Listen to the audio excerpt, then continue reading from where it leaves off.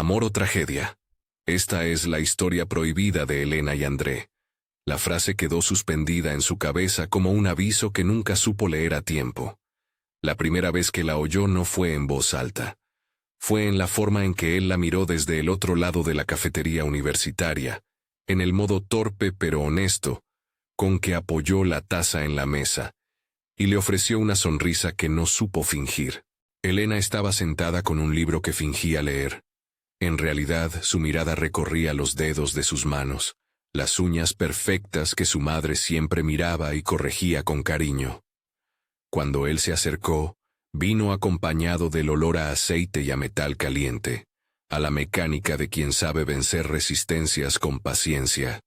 Ella sintió, por primera vez, la posibilidad de romper una vida armada con delicadeza y órdenes. ¿Te molesta si me siento?, preguntó André, y su voz tenía una calma rara para alguien con los ojos vivos como una linterna en la noche. Elena dejó el libro, un gesto simple que en su casa hubiera sido mirado con sospecha. El desprecio por las lecturas frívolas, la idea de que las distracciones terminan siempre en errores. Pero en la universidad, nadie conocía a Basilio aún. Allí ella no era la hija del hombre que mandaba en la ciudad. Allí era Elena, y el universo la trataba como si pudiera equivocarse sin que el mundo entero se desmoronara. «Puedes sentarte», dijo, y en el momento en que sus manos rozaron la mesa, una corriente pequeña recorrió su piel. André no era el prototipo de hombre elegante que su padre hubiera aprobado para ella. Vestía una camisa con manchas de grasa y una chaqueta que había visto mejores días. Tenía las manos ásperas, las uñas manchadas, y una cicatriz fina en la ceja izquierda que le daba un aire de superviviente. Cuando le explicó que trabajaba en un taller de restauraciones, que prefería los motores antiguos por su honestidad mecánica, Elena sintió que escuchaba una confesión. Él hablaba de piezas que volvían a la vida con paciencia, de golpes que podían afinarse si uno sabía escuchar el ritmo. Ella, que había vivido atrapada en el orden y la apariencia, comprendió inmediatamente el contraste. La vida de André era barro y verdad, la suya, porcelana y expectativas. Hubo un primer beso. Siempre hay un primero que parece dictado por el tiempo, en una noche de lluvia. No fue cinematográfico, fue torpe y tierno, bajo un paraguas que no cerraba del todo, con el agua filtrándose por los extremos y el mundo apartándose en pequeñas luces borrosas. Después de eso, todo fue una escalada de pequeñas confidencias. Él le contó de la madre enferma, de cómo, cuando tuvo 18 años, había cruzado líneas que no debía para pagar tratamientos.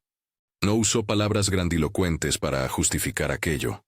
Habló con la misma calma con la que habló de motores, con la humildad de quien sabe que la vida a veces obliga. Elena escuchó y no juzgó, no al menos en voz alta. Dentro de ella, una parte entera de la infancia se reveló, una que siempre quiso salvar a alguien, que se sintió viva al ofrecer afecto. Amar a André comenzó a sentirse menos como una elección romántica, y más como una necesidad extraña y vital.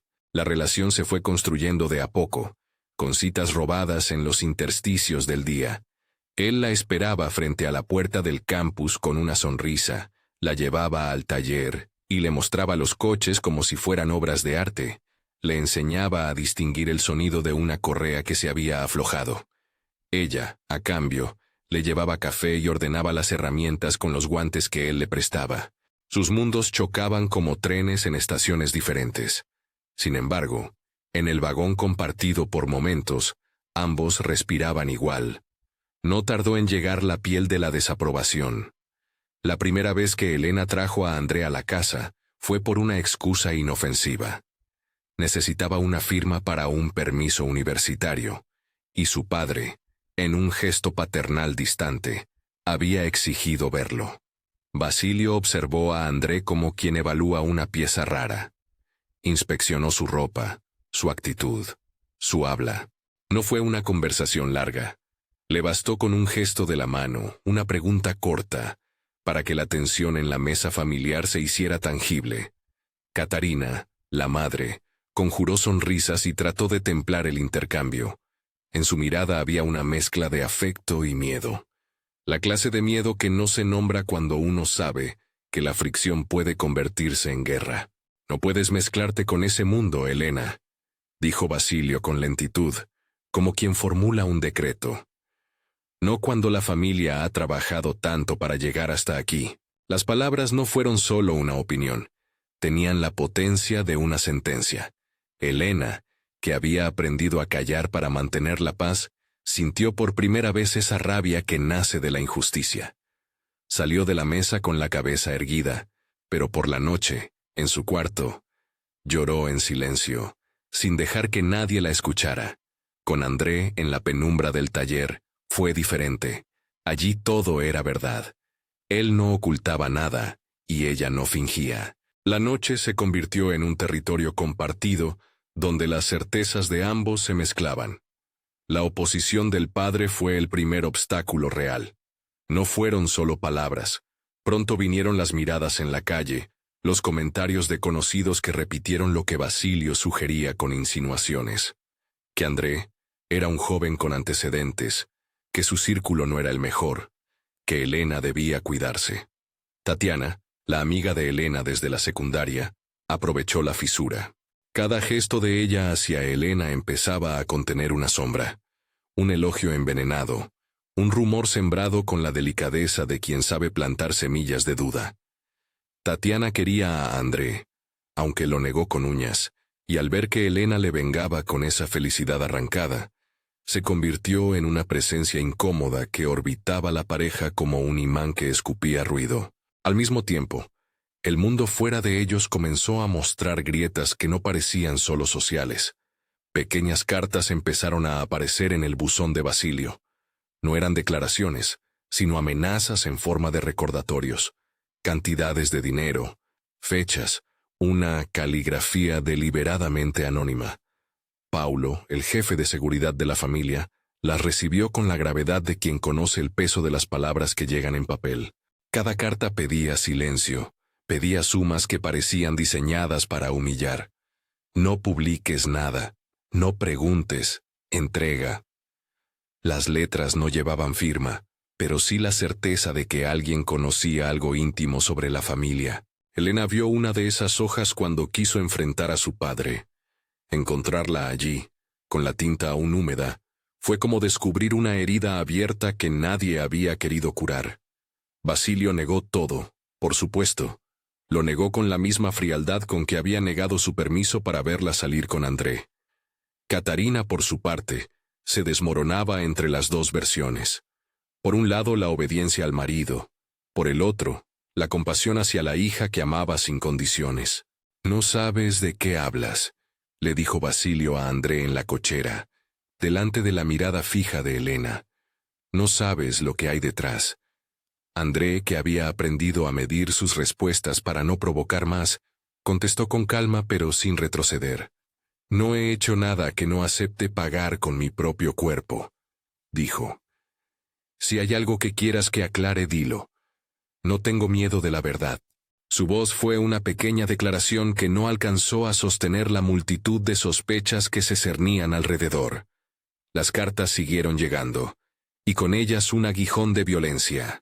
Una noche, al salir del taller, André encontró la puerta del garaje abierta y un coche viejo, que había restaurado para un cliente, con arañazos nuevos y el capó golpeado como si alguien quisiera marcar su territorio. No fue una amenaza explícita. Fue el recordatorio de que la ciudad conocía su pasado y estaba dispuesta a usarlo como moneda. El pasado de André no era secreto para los que le conocían en el barrio. Gregorio, su padre biológico, era una sombra que a veces se estiraba sobre su nombre. Un hombre que había vivido a la orilla de la ley, que conocía atajos y la lógica de las deudas. André no lo nombraba a menudo, pero cuando lo hacía, hablaba en tono bajo, como si llevara una culpa ajena que le pesaba en los hombros. Él contaba, sin dramatizar, que años atrás había cometido robos menores para pagar un tratamiento que salvó la vida de su madre. Había sido una cadena de actos desesperados, que le habían costado detenciones y noches de frío en celdas. No justificaba sus actos. Explicaba por qué a veces la gente lo miraba con desconfianza. Elena lo escuchó con una mezcla de ternura y temor. Entender la historia no significaba aprobarla. Significaba saber de qué estaba hecha la persona que ella amaba. En la ciudad, las piezas de un rompecabezas más grande empezaban a encajar con temblores. El nombre de Víctor Pacheco, ex jefe de seguridad que había salido mal de la empresa de Basilio, circulaba en conversaciones como un vocablo peligroso. Algunos lo mencionaban con rabia, otros con nostalgia. Pocos lo citaban con la verdad. Víctor había sido desplazado en circunstancias opacas, y su salida había dejado rencores que muchos no querían tratar. Infante, un empresario rival, había olido sangre y se había pegado a ella como la hiena a la carroña de una empresa debilitada. Las enemistades económicas tenían la capacidad de convertir la obligación de la ley en una herramienta de venganza. Eso era algo que la ciudad entendía con naturalidad. Miguel, un policía joven y meticuloso, se acercó a la pareja sin estruendo. Era un hombre que había oído rumores de corrupción en los pasillos de la delegación y que no confiaba en los caminos fáciles. Conocía a André por las fichas policiales, pero también vio la coherencia de sus acciones recientes y la forma en que, pese a su pasado, había decidido redimirse con trabajo honesto. Miguel escuchó los nombres, guardó la información y decidió investigar con cautela. Sabía que en casos donde la reputación se juntaba con el poder, lo más peligroso no eran los crímenes en sí, sino las manipulaciones que podían construir culpables. La noche de la detención llegó sin luces de alerta previas. Fue una mañana gris, con la humedad pegada a las ventanas. Elena planeaba visitar el taller. André prometió mostrarle un motor que había rescatado de la Óxido. En el camino, ella sintió una inquietud que no quería nombrar. Al doblar la esquina hacia la calle del taller, la sirena fue la que anunció todo. No había ruido de disparos ni persecuciones cinematográficas, solo hombres con chalecos, una orden y la presencia fría de la autoridad. Andrés salió a la calle con las manos en alto porque no comprendía la razón. Elena corrió, con la falda pegada por la prisa, y se encontró frente a una escena que parecía extraída de una película que jamás imaginó protagonizar. Cristóvno y Sergio, dos figuras que desde hacía tiempo presionaban a André por deudas que él decía no tener, miraban a los oficiales con una mezcla de triunfo y alivio. André Domínguez, anunció el oficial, está detenido por robo agravado según la denuncia presentada esta madrugada. No hubo un alarde de pruebas. No se exhibió un botín en la acera, ni se mostró un documento irrebatible. La detención surgió como la culminación de un montaje, llamadas anónimas, testigos que recordaban situaciones que no coincidían con los hechos, un coche plantado cerca del taller en la madrugada. Elena apenas tuvo tiempo de articular palabras. Salió del taller con el corazón golpeando en la garganta, con la sensación de que el suelo se abría bajo sus pies. André fue esposado con una serenidad que dolía. No gritó, no fingió indignación. Miró a Elena como quien pide permiso para confiar en que aún la amarán después del ruido. No hice eso, Elena, le dijo en voz baja cuando ella se acercó, y su voz sonó como un fragmento de vidrio fino. Lo sabes. Ella lo abrazó como si el mundo entero fuera a deshacerse de un momento a otro. La policía lo condujo.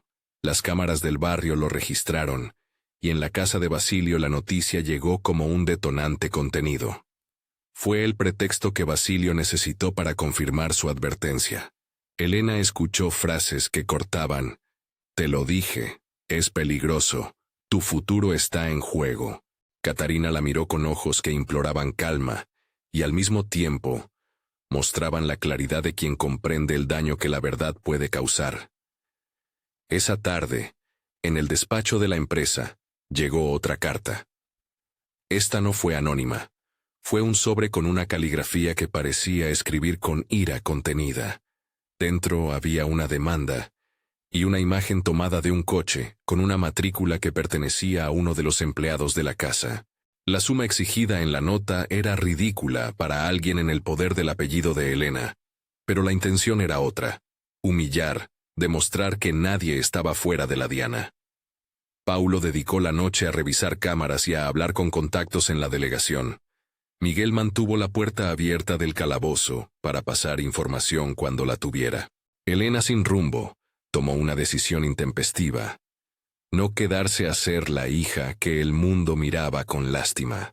Salió de la casa en la madrugada, con una mochila prestada y la sensación de que, si se quedaba, su vida sería una sucesión de suspiros medidos por otros. Fue a parar a la pensión de Antonio, un amigo de la infancia que siempre había tenido un afecto silencioso por ella. Antonio la recibió sin preguntas. Tenía esa clase de hospitalidad que no sermonea, que guarda silencio para escuchar. Entre café y cigarros que no fumaba, Elena derramó su dolor. «¿Qué vas a hacer ahora?», preguntó Antonio con la voz baja, más preocupado por lo que él haría si la perdía que por la respuesta correcta. Ella no supo responder. No había plan. Solo una urgencia de no ser detenida por el peso de la culpa ajena. En la pared de la pensión colgaban fotos de quienes habían pasado por allí.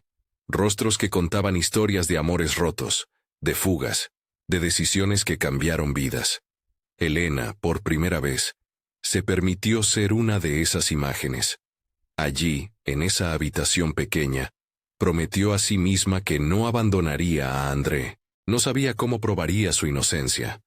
No sabía si la ciudad, con sus sospechas y sus odios, permitiría que dos personas de mundos distintos se mantuvieran juntas. Sabía, eso sí, que no renunciaría sin pelear. La noche se extendió en conversaciones y promesas. Antonio ofreció su apoyo. Tatiana se mantuvo lejos, observando con una mezcla de triunfo y rencor. En la comisaría, Miguel comenzó a hurgar en los listados de llamadas anónimas, en los movimientos de las cuentas que habían pagado a Cristóvno y Sergio, intentando trazar un patrón. Paulo, por su parte, trabajó en otra línea: proteger la reputación de la familia, limpiar lo que la prensa podía ensuciar. No era lo mismo buscar la verdad que proteger un apellido. En ese conflicto estaba la semilla de la tragedia. Elena supo de pronto que la trama que la envolvía no era solo sobre amor o sobre error. Era sobre una ciudad donde las deudas, los rencores, los hijos huérfanos de las decisiones de otros terminaban pagando. Recordó la historia que le contó una vez Catarina sobre su adopción. Un episodio oscuro.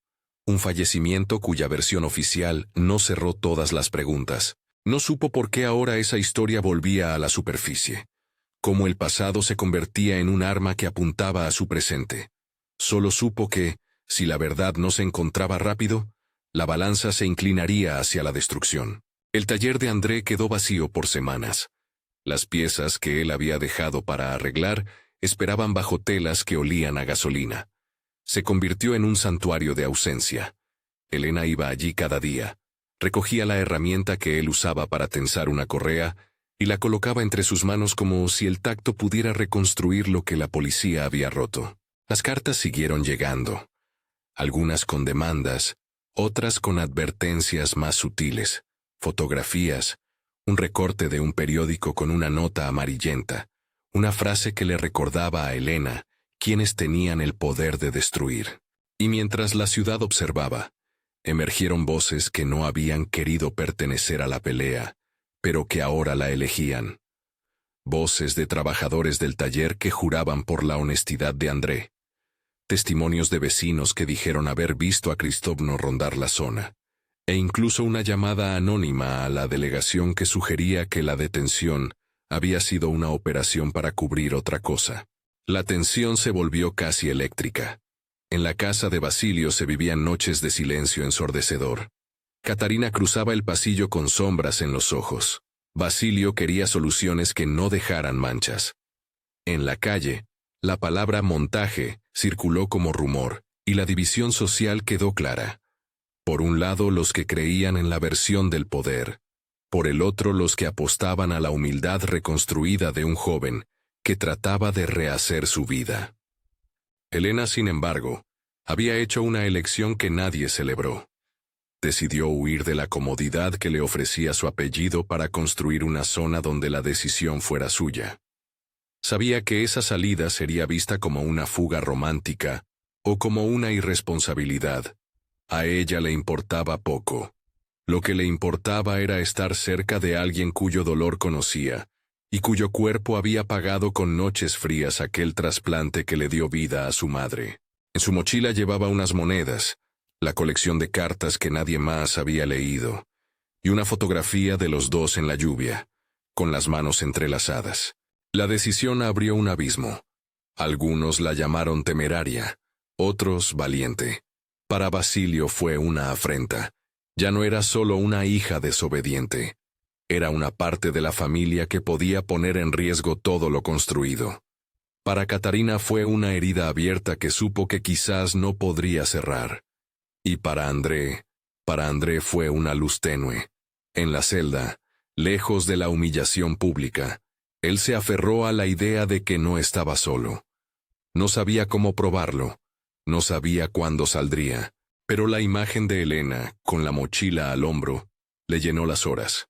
Mientras tanto, en la ciudad, alguien tomó nota del alboroto. Infante, el rival que no perdona, sonrió de manera contenida cuando leyó en el periódico las fotografías de la detención. Gregorio, con quien André tenía una relación fracturada, apareció en la sombra de algunos negocios, preguntando sin preguntar. Cristóbal y Sergio continuaron su marcha hacia el control, convencidos de que habían logrado algo, eliminar un obstáculo, una pieza que estorbaba su juego. La primera fase del choque terminó en silencio. Había sido un terremoto en la superficie, una detención, una fuga, cartas que exigían, y una familia que comenzaba a romperse. Pero en los subterráneos se movían fuerzas mayores.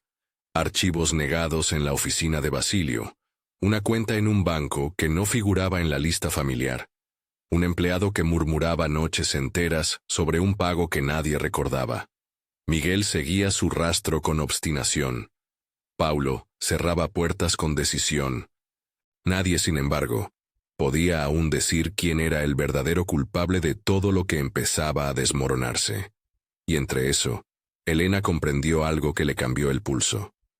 Las cartas no eran solo chantaje, eran un método para esculpir la opinión pública, para convertir una sospecha en una verdad. Cuando lo comprendió, supo que el tiempo no trabajaba a su favor. Si no encontraba la forma de sacar a André de la cárcel, la ciudad terminaría por dictar un veredicto más allá de la ley. La madrugada siguiente, con la lluvia como testigo, Elena abandonó el pequeño cuarto de Antonio y caminó hacia la estación. Tenía un plan imperfecto: visitar al abogado que su padre no quería que contratara, buscar pruebas en el taller, hablar con Miguel. No fue una salida decidida y limpia, fue una huida con propósito. Y mientras se alejó, el ruido de la ciudad la abrazó con su indiferencia habitual, como si la vida siguiera su curso mecánico sin detenerse a reconocer tragedias personales. Allí, en la estación, con la pancarta de un tren que anunciaba destinos lejanos, Elena miró su reflejo en el vidrio. Una joven con la mirada alterada por la determinación. No sabía aún que en las próximas semanas, esa determinación la obligaría a mirar el pasado de la familia con ojos nuevos, a recorrer oficinas, a desenterrar historias que muchos preferían enterrar. No sabía que en esa búsqueda hallaría una conexión inesperada entre su propia adopción, la figura de Víctor Pacheco, y un accidente que en algún momento se presentó como natural. Pero la noche la envolvió con promesas y amenazas indistintas. En la celda, Andrés soñó con motores y con las manos de Elena. En la casa de Basilio, la televisión mostraba titulares que ya no eran solo noticias, eran armas. Y en algún lugar, una mano anónima volvió a escribir otra carta. Esta vez con una tinta que olía a una certeza cruel. Quien movía las piezas no pretendía detenerse. Elena apretó la fotografía en su bolsillo. La imagen era simple: 2 cuerpos en la lluvia, un abrazo que desafiaba a un mundo dispuesto a separarlos. Por primera vez, sintió que su vida no le pertenecía a nadie más que a sí misma. Fue un pensamiento que la llenó de coraje y de miedo. Caminó hacia el taller sin saber que, en pocos días, la ciudad vería desplegarse un capítulo que nadie había previsto y que obligaría a todos a aceptar que las líneas entre el amor y la tragedia eran muchas veces apenas un hilo. Elena caminó bajo una lluvia que ya no la sorprendía.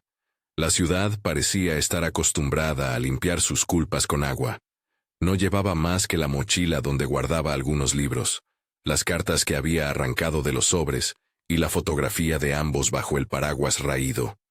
Quería hablar con Miguel. Necesitaba más que valor. Requería pruebas y un mapa de quién había tocado cuáles piezas antes de que todo terminara enterrado en la versión de los fuertes.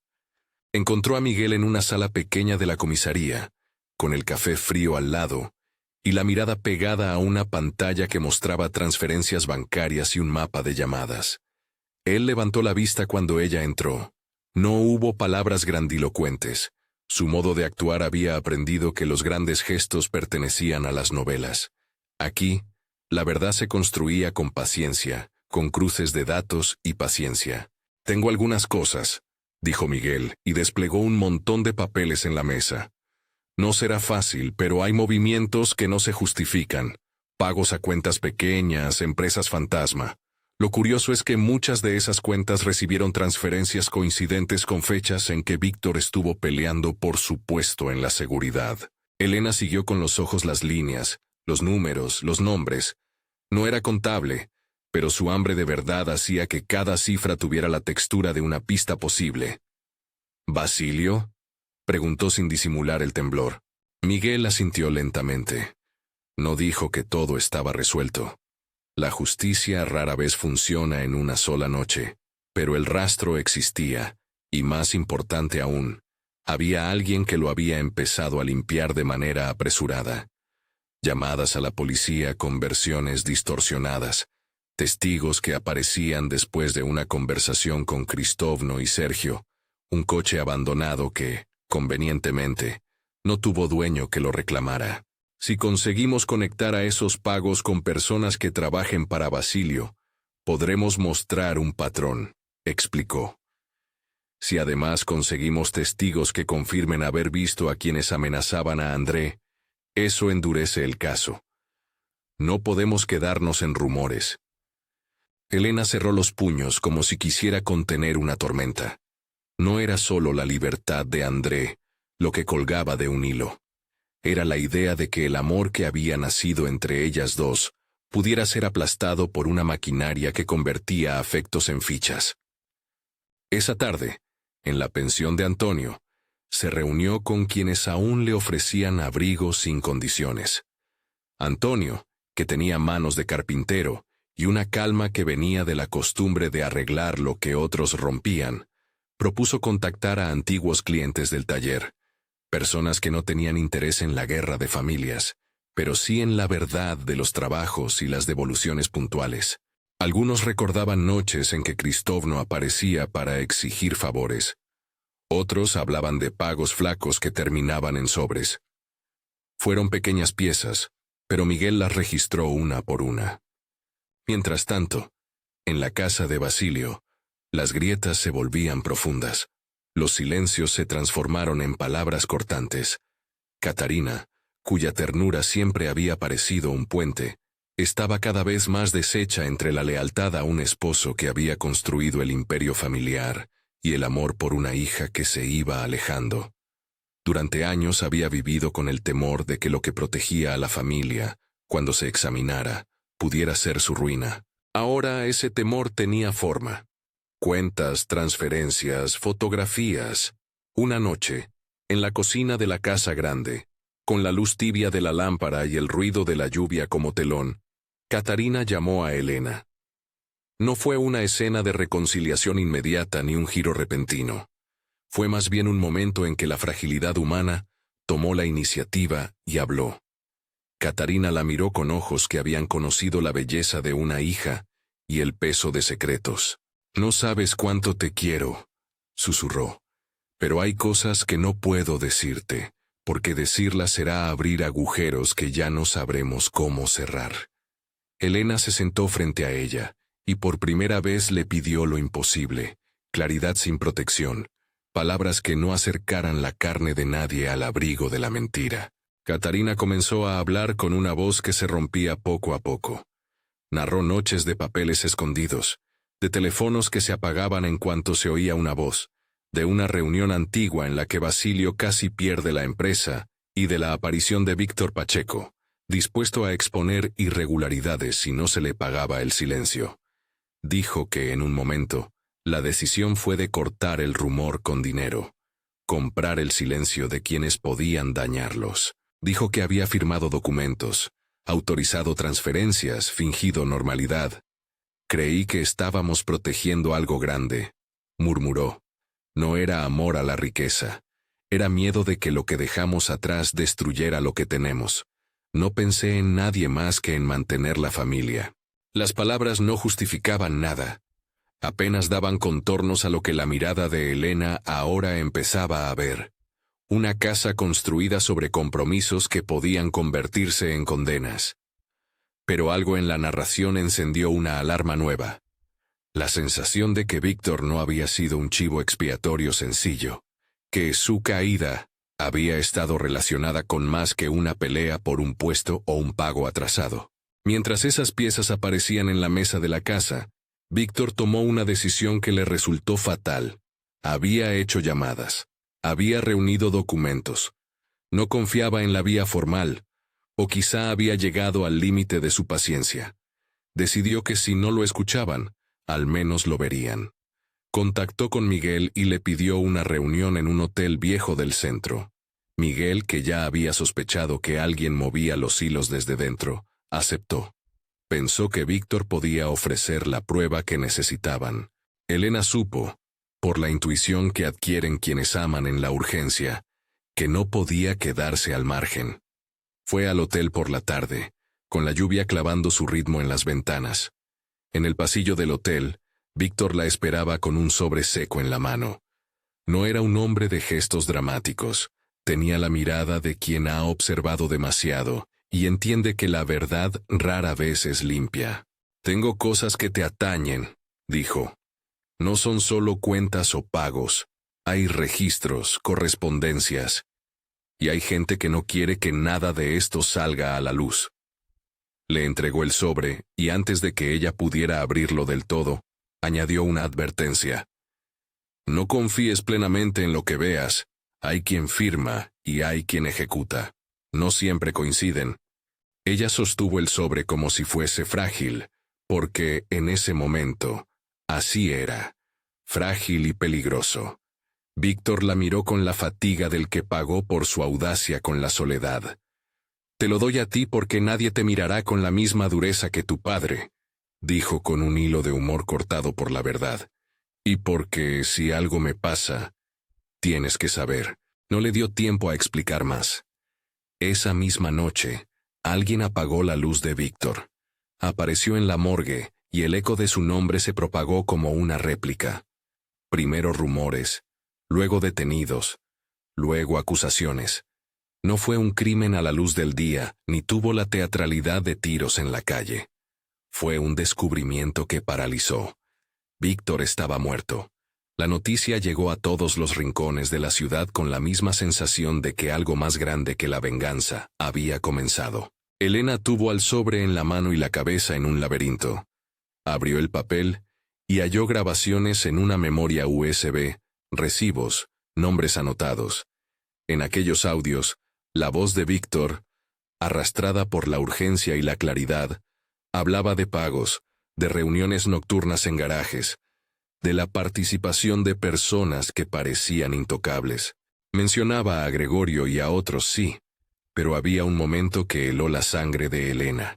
Víctor insinuaba que un miembro del equipo de seguridad no solo protegía a la familia, sino que participaba en la operación para acallar voces. Llegó a decir un apellido: Paulo. La noticia del asesinato convirtió a la investigación en un torbellino. Miguel redobló esfuerzos. Las cámaras del entorno de Víctor, que en otros tiempos habrían sido simplemente herramientas para ver quién entró y salió, resultaron ahora esenciales. La primera revisión mostró un coche aparcado cerca de la hora de los hechos. El número de placa estaba colocado a nombre de una empresa de seguridad. Miguel lo rastreó hasta un registro con conexiones con la casa de Basilio. Los caminos que parecían llevar lejos a la verdad, sin embargo, giraban sobre sí mismos y volvían a la familia. Paulo, al verse señalado, actuó con la calma de quien se sabe indispensable. Aparentó cooperación. Su relación con Basilio le otorgaba cierta distancia en la opinión pública. Además, la mayor parte de la vida útil de la familia dependía de su discreción. Fue él quien primero intentó controlar el flujo de información, dirigir entrevistas, marcar quién hablaba y quién callaba. Lo justificó. Había que proteger la investigación para que no se filtrara y pusiera en riesgo el proceso. Miguel, por su parte, no se conformó con excusas. Mientras el caso escalaba, la presencia de Cristóvano y Sergio no cesó. Sus amenazas convirtieron la existencia de André en un castigo continuo. Atravesaba jornadas de papeleo en la celda, de visitas con abogados juniors, y la sensación de que una sentencia social ya pesaba sobre él. Tatiana, por su parte, encontró maneras de acercarse a la historia. Se presentó ante periodistas como una amiga temida. Sembró versiones sobre la relación de Elena con el mundo del taller, y como quien no quiere la cosa, proporcionó fotografías a un par de medios.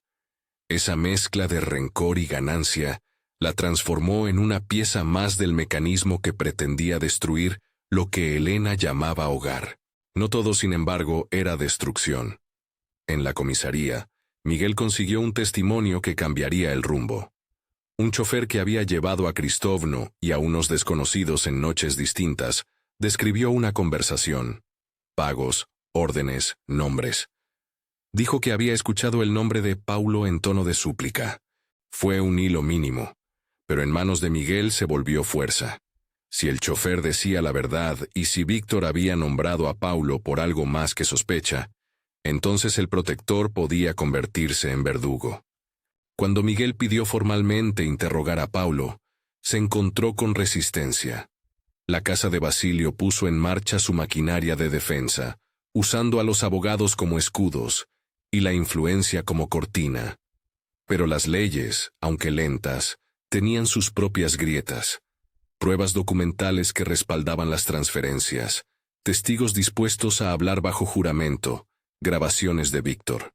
El equilibrio se inclinaba. La investigación comenzaba a cerrar círculos alrededor de nombres que nadie quería ver en la plaza. El primer golpe público ocurrió en una audiencia preliminar. Miguel presentó pruebas de transferencias que coincidían con fechas en que Víctor había presionado por su puesto. Los movimientos de dinero conectaban con empresas que prestaban servicios de seguridad y con cuentas a nombre de personas que trabajaban para los que a su vez trabajaban para Basilio. El fiscal, con la mirada dura, pidió medidas. Fue la primera vez que el apellido que sostenía el estatus social de la ciudad se vio cuestionado en voz alta. La reacción en la familia fue de zozobra. Basilio mantuvo el gesto adusto de siempre, pero en los ojos no había la tranquilidad de quien cree en la impunidad. Catarina suplicó silencio. Algunos empleados renunciaron en bloque. Los periodistas merodeaban con notas mordaces. Elena, que había esperado que la verdad fuera un antídoto, descubrió que la exposición venía con un precio: el odio de una parte de la ciudad y la desconfianza de otra. No obstante, la liberación parcial de André, con cargos reducidos gracias a nuevas pruebas que Miguel fue presentando, dio un respiro. Fue un alivio breve. La acusación de robo agravado que había perseguido a André empezó a desmoronarse. Pero eso no aclaró quién había movido las piezas para enredarlo. La tarde que André salió de la cárcel, la lluvia dejó de ser lluvia y se volvió aplauso contenido. Sus manos temblaron al reencontrarse con Elena, que lo abrazó con una mezcla de pena y furia. No fue un reencuentro triunfal. Tenían heridas visibles. La humillación de los ojos ajenos, el cansancio de las noches sin sueño, la certeza de que aún no habían ganado nada. Aún así, se miraron como quienes encuentran un lugar donde volver a respirar. La ciudad, sin embargo, necesitaba un culpable visible. En un golpe calculado se filtró a la prensa que Basilio hacía transferencias a empresas de seguridad y a terceros. Se habló de pagos a silencio. La gente, siempre hambrienta de escándalos, comenzó a juzgar. Algunos con severidad, otros con asombrosa prontitud para perdonar. En lo íntimo, Elena sintió la ambivalencia de la pena. Ver a su padre señalado era un dolor que mezclaba traición y compasión. Sentarse frente a la verdad es aprender a amar y a repudiar a la vez. Una noche, al volver del taller con André, Elena recibió una llamada corta. La voz era de Antonio, que había salido a buscar unos documentos antiguos en una caja vieja de la pensión. Tenía en la mano algo que podría cambiarlo todo, un cuaderno con anotaciones de pagos y nombres que, según él, había encontrado en la basura de la oficina de Cristovno semanas atrás. Era aparentemente intrascendente, pero contenía una lista de cuentas, personal y montos. Algunos nombres aparecían repetidos. Miguel lo marcó como evidencia. Era la clase de detalle que, ensamblado con otras piezas, podía construir la historia completa. Con ese nuevo material, Miguel pidió otra orden judicial. Registro en la empresa de seguridad que aparecía en los movimientos. La operación fue tensa. Paulo, enterado de que la investigación estrechaba el cerco, jugó su último intento de control. Amenazó con hablar con la prensa, intentó desacreditar testigos y presionó legalmente para impedir registros. Fue un juego desesperado, pero las órdenes judiciales no se podían disolver con amenazas. Cuando los agentes registraron el lugar, encontraron dispositivos y documentos que mostraban la conexión entre pagos y servicios prestados. Nada, al principio, vinculaba el homicidio de Víctor con una orden firme. Pero cada hallazgo era una cuerda más que se tensaba alrededor de quienes habían querido mantener todo oculto. La muerte de Víctor era la herida abierta que ardía más. Su ausencia pesaba en las conversaciones, en los silencios. Había un audio en la memoria que Víctor había entregado a Elena. En él, su voz recitaba nombres y fechas, y al final repetía una frase que ahora se volvía en contra. No dejes que lo arreglen a su manera. Cuando ese archivo se reprodujo en la investigación, surgió una palabra que nadie esperaba: ella. No fue un signo de quién había cometido el asesinato, sino de quién había encubierto la verdad. Ella, dijo Víctor, refiriéndose a alguien que había permitido que los pagos fluyeran sin preguntas. Catarina, en un gesto que rompió la última coraza, volvió a confrontar la verdad ante Miguel. Dijo que había firmado papeles porque sentía que la familia se desmoronaría si no lo hacía. Admitió que su conciencia la había traicionado. Dijo que había actuado bajo presión y que, en ocasiones, había doblado la cabeza para proteger lo que ya no era solo suyo. La reputación, el estatus. No fue una disculpa espectacular. Fue una confesión humana que mostraba que los involucrados no eran figuras unidimensionales. Eran personas que tomaron decisiones malas por miedo. Entonces, en un giro que se pareció a una tormenta más violenta, apareció una prueba definitiva. Una grabación de una cámara de vigilancia cercana al lugar donde el cuerpo de Víctor había sido encontrado. La imagen no mostraba la escena del crimen directamente, pero sí un coche que llegó y se fue en una franja horaria decisiva. Miguel, con la paciencia acumulada de su trabajo, consiguió la placa. La placa correspondía a una empresa tercera usada frecuentemente por la familia. La investigación siguió el rastro hasta un empleo. El vehículo había sido usado por alguien del equipo de seguridad. Las coincidencias se volvieron contundentes. La noticia explotó. La fiscalía pidió medidas drásticas.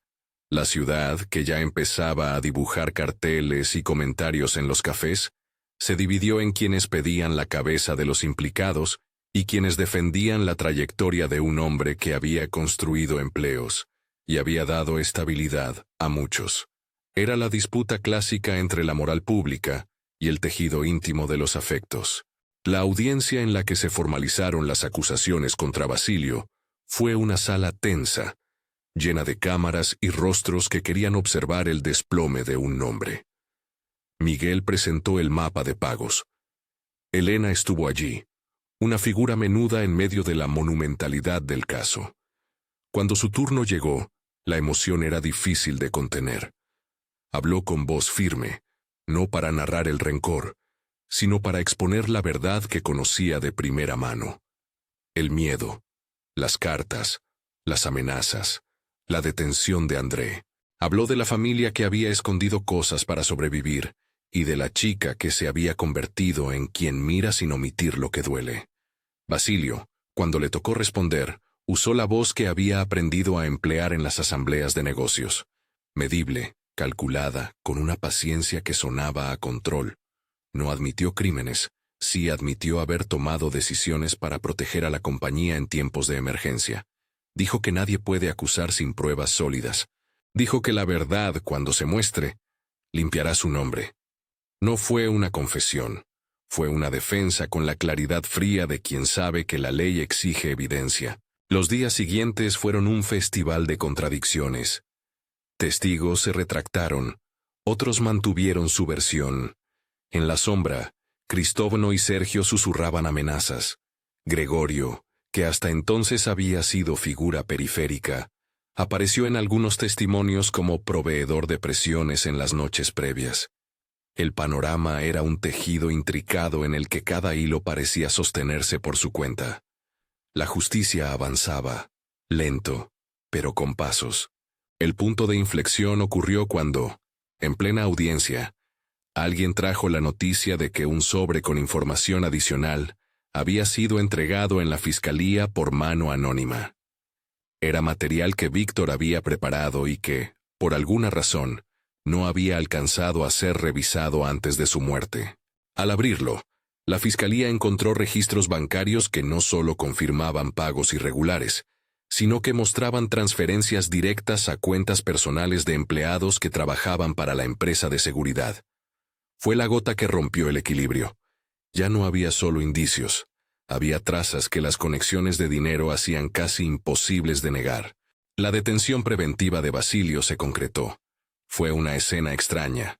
El hombre que había dictado normas en la ciudad ahora caminaba hacia un vehículo policial con el gesto firme que nunca abandonó.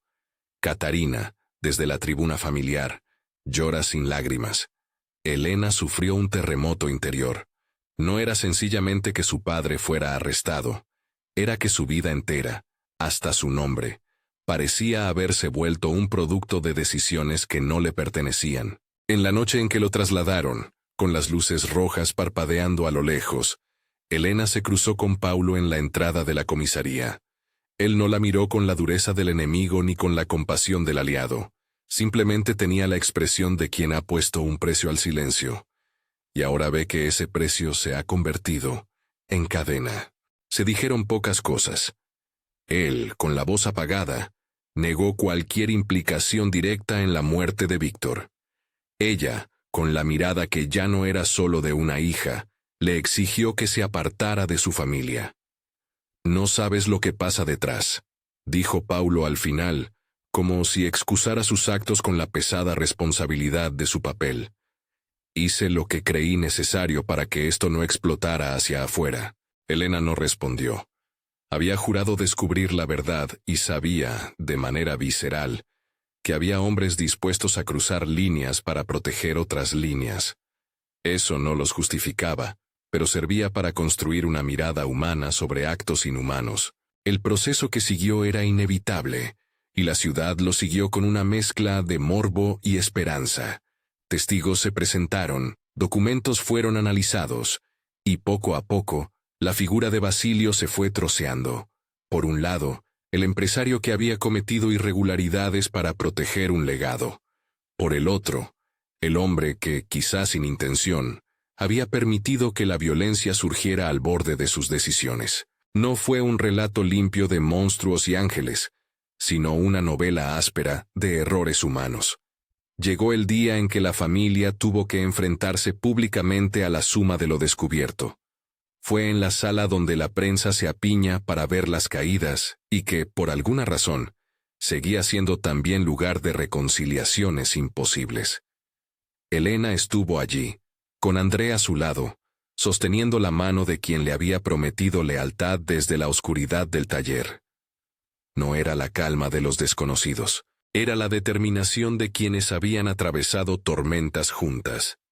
En medio del juicio verbal, cuando los abogados de la defensa trataban de minimizar los pagos y alegaban errores administrativos, algo inusitado sucedió.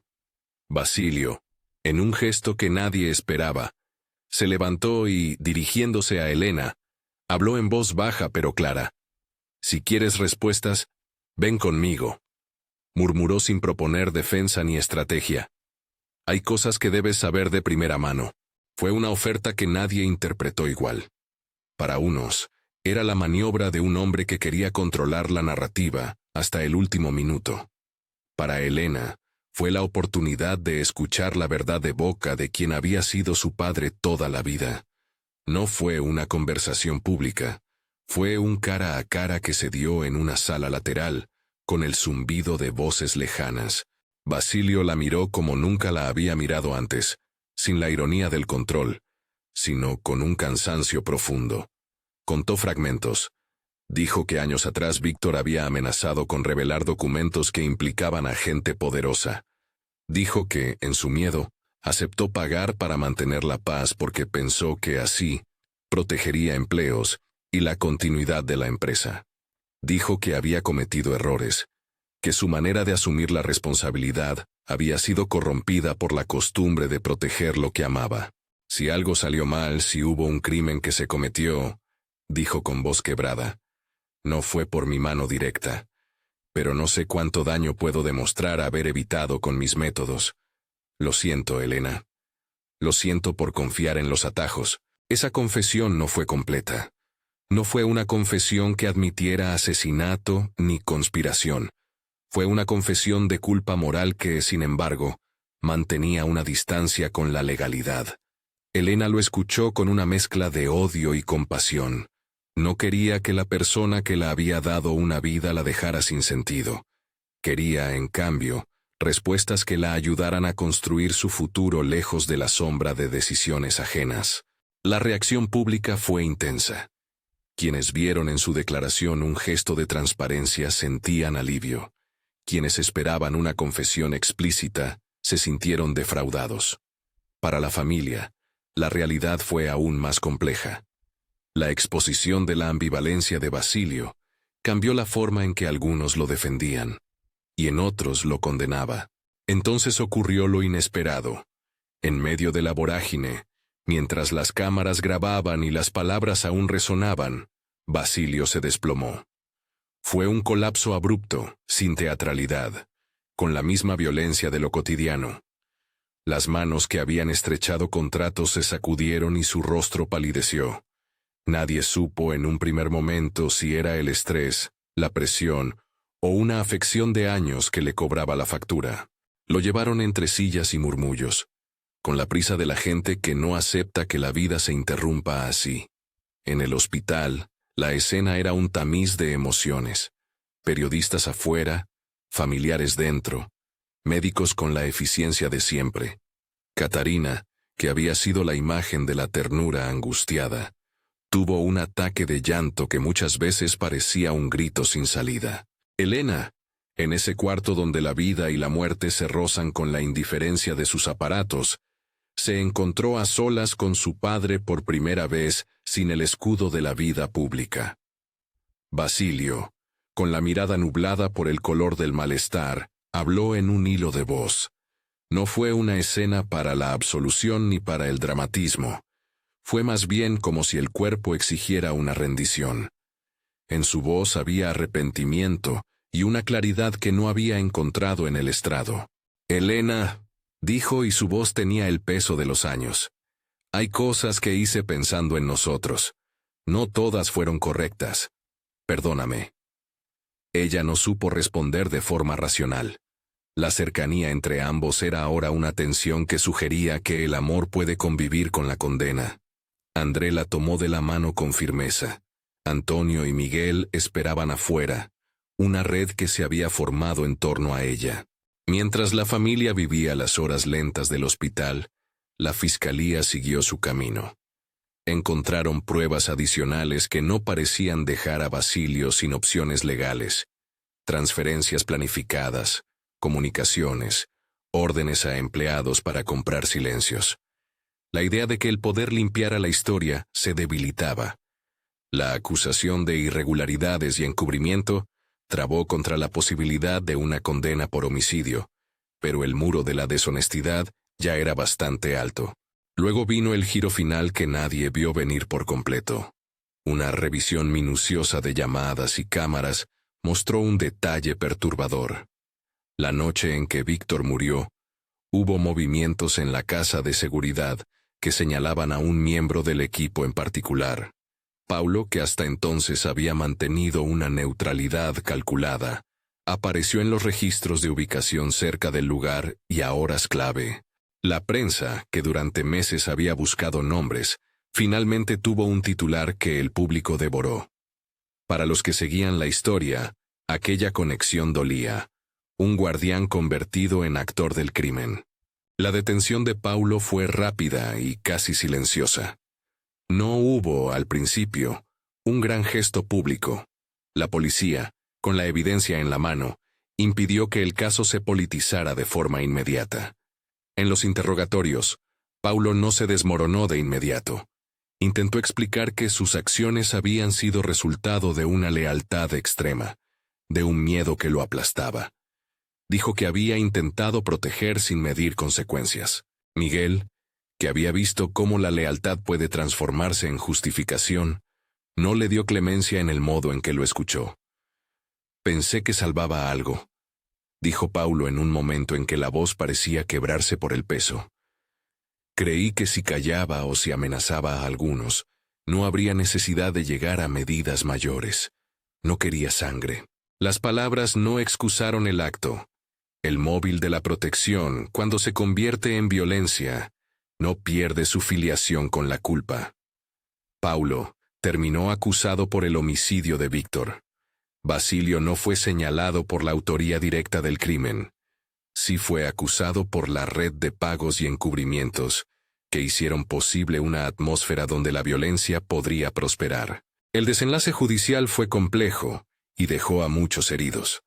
Basilio fue juzgado por irregularidades administrativas, por desvíos y por encubrimiento. Paulo, por su parte, se enfrentó a un proceso penal por la muerte de Víctor. André recuperó su libertad plena al demostrar que las evidencias que lo vinculaban con los robos eran parte de un montaje orquestado por quienes deseaban quitarlo de en medio. Cristóvano y Sergio enfrentaron cargos por intimidación y presión, aunque algunas de sus conexiones se ocultaron en procesos que no llegaron a todas las cabezas que tironeaban los hilos. Pero la justicia legal no pudo reparar el tejido emocional roto. Basilio, tras ser llevado de nuevo al hospital por una complicación que seguía sin permitir una recuperación plena, dejó de ser el titán de la ciudad. En una escena íntima, entre la blancura de las sábanas y el zumbido de las máquinas, pidió a Elena que se acercara. Con la voz que ahora era una madeja de arrepentimiento, pronunció frases que sonaron como despedida y como lección. «Hice daño», dijo. «Creí que protegía a quienes amaba. No lo hice bien. Me equivoqué y por eso pagarán más de los que merecemos». Elena lo miró y, por un momento, sintió que el amor y la condena podían existir en una misma respiración. No aceptó la absolución. No acogió el perdón mecánico. Fue, en cambio, una conversación sobre la humanidad frágil de quienes toman decisiones por otros. Basilio murió unas horas después, con la familia reunida y con la prensa aguardando una nueva señal. Su caída fue, para muchos, la metáfora de un poder que no supo contener el daño que generó. La muerte de Basilio no fue el cierre que Elena esperaba. Hubo alivio, sí, en dejar de ver la figura implacable que marcaba su pasado, pero hubo también un hueco inmenso. La ambigüedad moral permaneció. La ciudad había conocido sus cara de control y sus zonas oscuras, Pero la persona que le dio la vida ya no estaba para responder a sus preguntas. Quedó un documento con firmas, una serie de transferencias y una confesión de alguien que no alcanzó a decir todo. En los días que siguieron, la vida comenzó a reorganizarse. André regresó al taller con la paciencia de quien repara cosas rotas sin prisa por exhibir resultados. Tatiana desapareció del mapa social durante un tiempo. Algunos la vieron en cafés con la cabeza gacha, otros la escucharon pedir disculpas públicas. Antonio siguió ofreciendo un puerto seguro. Y con el tiempo, su figura se volvió una presencia estable en la vida de Elena. Miguel, ya con parte del caso cerrado, visitaba de vez en cuando para escuchar cómo estaban las cosas y para recordar que algunas batallas valían la pena. Pero la historia, que había sido llamada prohibida por la ciudad, no terminó en la justicia. La etiqueta no era por la transgresión intrínseca del amor de Elena y André, sino por la manera en que ese amor chocó con sistemas que preferían el silencio. La pregunta de quién era culpable quedó en parte sin respuesta definitiva. Basilio fue culpado por sus acciones administrativas y morales, Paulo por el acto directo de violencia, Cristóvano y Sergio por las presiones, Gregorio por manipular piezas a su favor. Sin embargo, la ciudad guardó en su memoria la sensación de que los culpables no eran solo individuos, eran estructuras que permitían que la convivencia se convirtiera en moneda de cambio. Una tarde, en el taller de André, la pareja se sentó a contemplar un coche restaurado. No hablaron de juicios ni de pruebas. Fue un silencio compartido, el tipo de silencio que no pide palabras porque ya lo han dicho todo con acciones. Elena posó la mano sobre la chapa fría y pensó en la fragilidad de quienes aman. Pensó en su padre, en su madre, en los gestos que habían marcado cada decisión.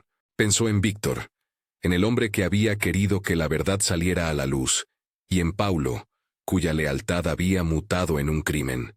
Y en ese instante, con la ciudad al fondo y las luces de la tarde filtrándose entre los árboles, André tomó su mano. No hubo promesas grandilocuentes. Hubo simplemente la decisión de seguir.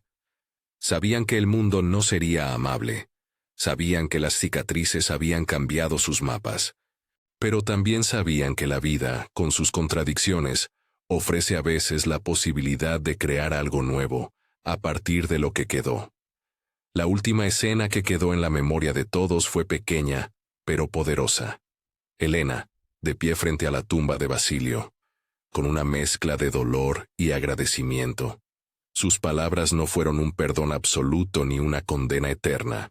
Fueron, más bien, la constatación de que el amor puede coexistir con causas de tragedia, y que muchas veces las decisiones de los mayores dejan a los jóvenes la tarea de reconstruir.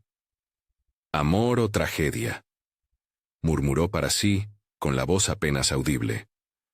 Todo esto fue las dos cosas. Se marchó de la pequeña necrópolis y, en la calle, André la esperaba con la chaqueta en la mano.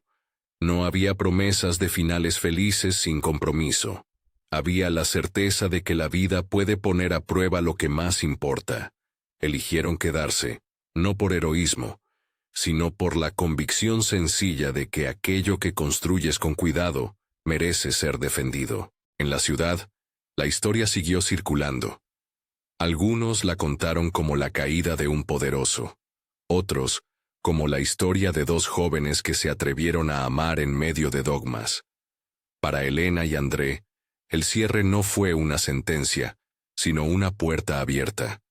Sabían que la paz no sería inmediata, que la sociedad siempre tendría la mirada cerca, pero también conocían la posibilidad de empezar de nuevo. Y en el final, cuando el último gesto público se había consumado, y la ciudad volvía a su pulso habitual, alguien encontró en la mesa del taller una nota doblada. La letra era la de Víctor, y decía, con una ironía amarga y un gesto de desafío final, algo que resonó en la mente de Elena, hasta convertirse en una pregunta que no tendría respuesta simple. No se trata solo de quién hizo daño, sino de quién creyó que proteger era una forma de amar. Elena miró la nota y cerró los ojos. Afuera, la lluvia comenzó otra vez, como si la ciudad buscara limpiar sin prisa. André apoyó la mejilla en su sien y en ese contacto silencioso, ella escuchó la promesa de caminar juntos. La historia prohibida había terminado de exponer sus vísceras. La tragedia había dejado huellas profundas, pero entre escombros y culpas se abrió también un camino, no de absolución, sino de reconstrucción. Si esta historia te atrapó, comenta qué harías en el lugar de Elena y suscríbete para no perder lo que ocurra después.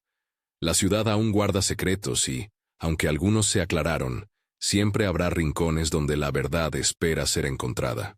La última imagen fue la de ellos dos saliendo del taller, con las manos entrelazadas, bajo un cielo que no prometía milagros, pero sí la posibilidad de escoger.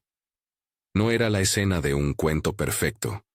Era la escena real de quienes habían pagado el precio de amar en un mundo que mezcla interés y afecto, y en esa mezcla entre el amor y la tragedia quedó la certeza de que el final, inesperado y duro, había moldeado una nueva forma de seguir viviendo.